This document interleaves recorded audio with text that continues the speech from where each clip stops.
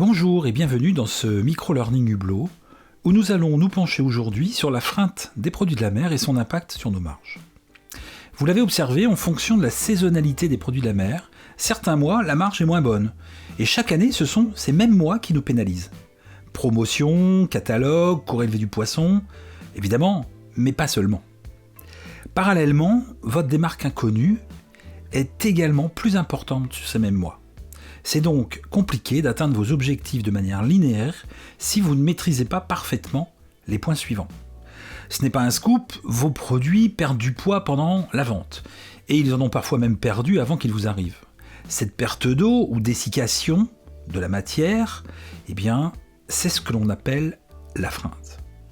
Elle est inévitable et peut représenter plus de 10% de vos achats sur les coquillages vivants par exemple.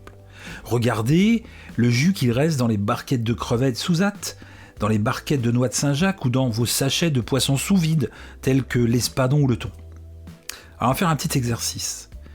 On va acheter 10 bourriches d'huîtres de 15 kg, donc 150 kg, à 4,50€ le kilo, hors taxe, que vous allez vendre à, disons, 6,90€ le kilo, TTC.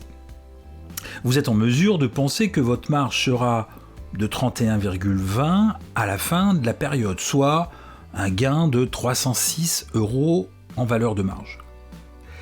Si j'intègre ici les 10% de perte d'eau que vous aurez inévitablement, vous ne serez qu'à 23,55% de marge, soit 231€ en valeur au lieu de 306. L'exemple est encore plus parlant sur des volumes importants. Vous allez envisager d'acheter, disons, 800 kg de moules pack prêt à cuire ou des bissucés à 3,20€ le kilo hors taxe et que l'on va vendre à 4,50€ TTC. Soit une marge théorique de 24,98 et 852€ en valeur. Mais avec les 10% de freinte que vous allez avoir inévitablement, et ce qui est un minimum, en fin de mois, vous ne serez qu'à 16,64% de marge et n'aurez dégagé que 568€ en valeur.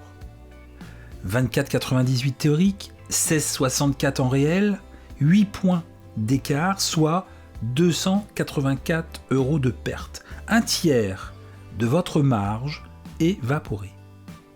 Vous l'avez compris, il est vraiment essentiel que vous intégriez ce paramètre pour chacun de vos produits de manière précise, avec vos chiffres, pour ne plus avoir de mauvaises surprises en fin de mois, et qu'enfin, vous ne subissiez plus cette démarque inconnue que maintenant vous pouvez maîtriser. Alors comment faire ? Si vous le calculez en amont, et que vous vendez vos moules non plus à 4,50 mais à 4,99 en prix de vente TTC, avec la même perte d'eau, vous repassez à 24,83. Pour 49 centimes au kilo supplémentaire, vous allez récupérer sur la période les 300€ de marge perdue. Dites-vous que si votre DI n'est pas comprise entre 2 et 5 pions, vous savez ce qu'il vous reste à faire. Merci de votre écoute et à très vite pour un nouveau micro-learning sur Hublot.